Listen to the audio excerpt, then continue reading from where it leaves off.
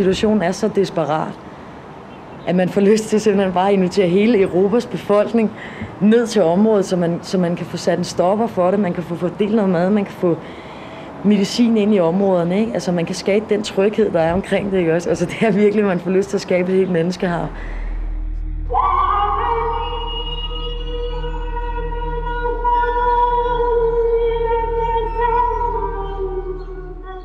Jerusalem, en religiøs smeltedigel, men også en by delt i øst og vest, i et Palæstina og et Israel.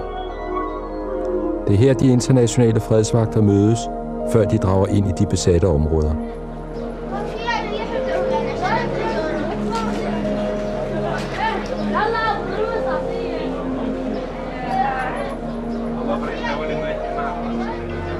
Pernille Rosenkrantz-Theil, 24 år og folketingsmedlem. Hun traf sin beslutning en torsdag, og 3 dage efter er hun afsted for i en uge at gøre en forskel. Sådan check it, okay. Yeah, here, but we have to leave it by checkpoint, the car, and then walk. Yeah. Okay, take one of these, the whole just one, yeah, and then one box of the oranges. No, Adam. Can you give me that? Yes, it's just on the outskirts. So the situation is, you'll get to the Bethlehem Star Hotel. There'll be a man named Downey, waiting for you. We'll get you situated. You should have no problems getting in. I made a few calls and they said, yes, the Army's here, but you can come in. Internationals can come into the hotel. Okay. It's going to change all the time. And only as of an hour and a half ago, they took over the hotel on the 5th floor. Ja. Hver dag har jeg kunnet sidde og se i fjernsynet, rapporter om nye civile ofre, og endnu en gang er det den værste dag i historien i Palæstina-Israel-konflikten. Jeg tror, at den frustration over, at der ikke sker noget, at der ikke er nogen, der gør noget ved situationen, fik mig til at få lyst til at tage afsted.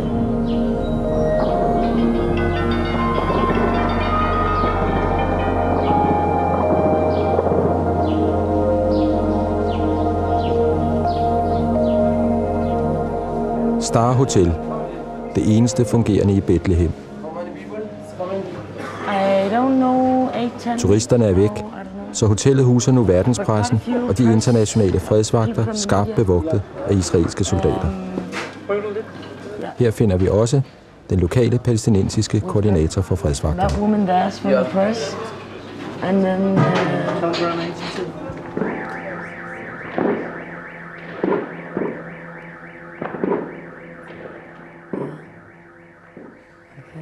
Why you are here?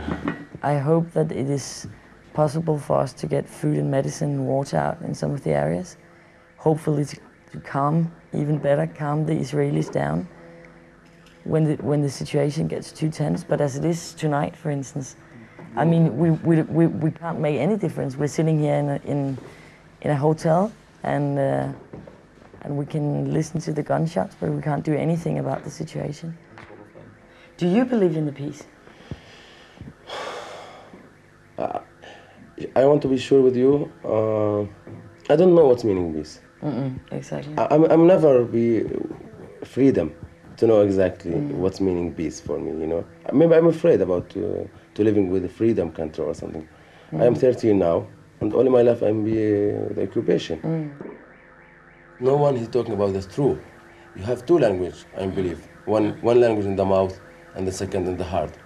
The Palestinian and the Syrian, he's talking about just the first language, just the mouth.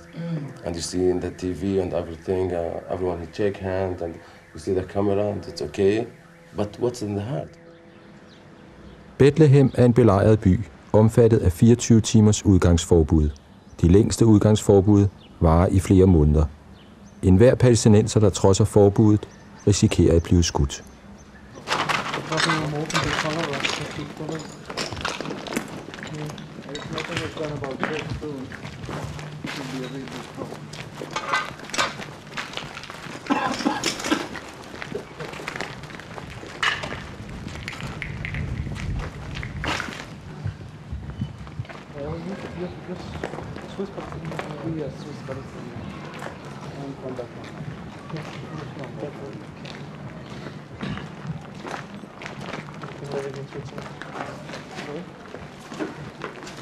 Det område, vi går igennem her, har vi lige fået at vide, her har det israelske militær ryddet. Der er mennesker overalt inde i husene her. Der er ikke nogen modstand mod den israelske hær længere. Så derfor har der ikke været nogen døde den sidste uge i det her område.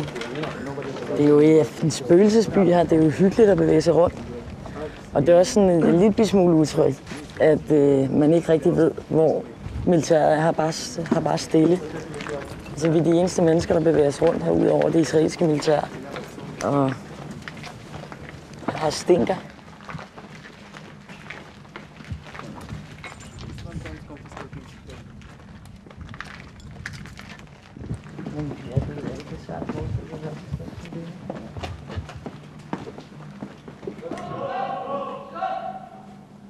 Go back.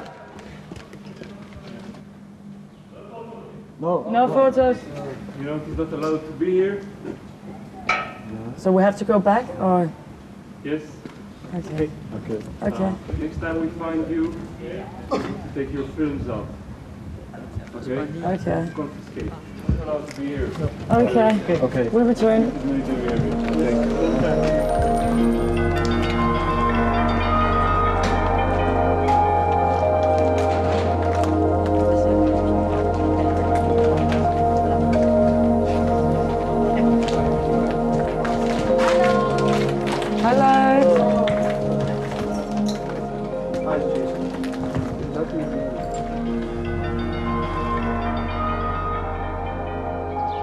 Jeg kan ikke lade være med at tænke på, hvordan en familie får det til at hænge sammen. Altså, hvad er det, man siger til sine børn, når de gerne vil ud og lege?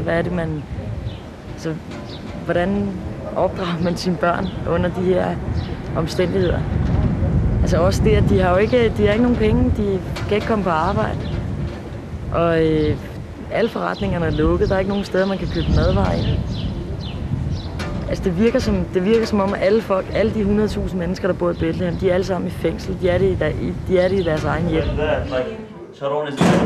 The psychological situation is terrible, and people see, the scenes on TV every day. And I mean, I just measure on the level of fear. My house, my uncles, and the kids here, they don't want to see the news anymore. Dead bodies everywhere, and gunfire and shellings and all of that, and destroyed houses. What kind of image people will have in their mind? These images will never be lost, And what kind of a generation that will grow up now? Yeah. This is the most serious thing, and of course people feel like desperate. They don't know what to do. The moment they see on the local TV that the curfew will be lifted for a few hours, say between 12 and 4, yesterday they said that, at 10 people started to go out.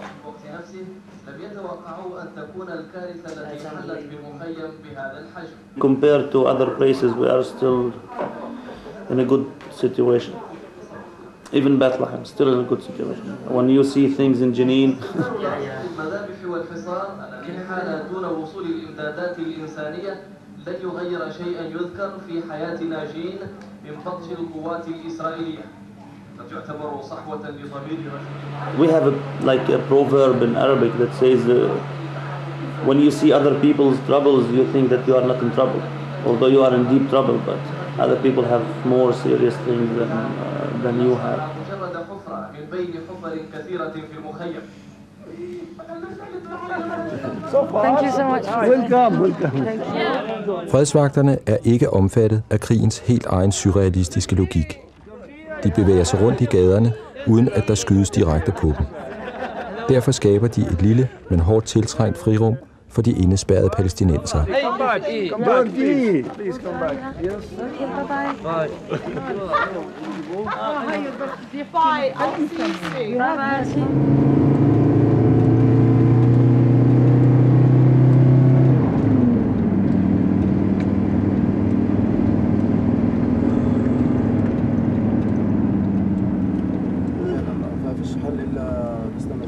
Det virker altså helt grotesk, at det eneste, der overhovedet bevæger sig rundt i gaderne i Bethlehem, det er får.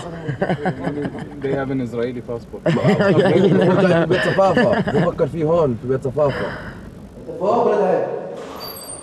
هلا كيف؟ ذكرتني؟ هلا سلامات الله يسلمك يخليك هلا يعاونك. Hello, nice to meet you. Bonjour, si vous parlez français, je parle français. Je ne parle français. Det er Pernille Rosenkrantz.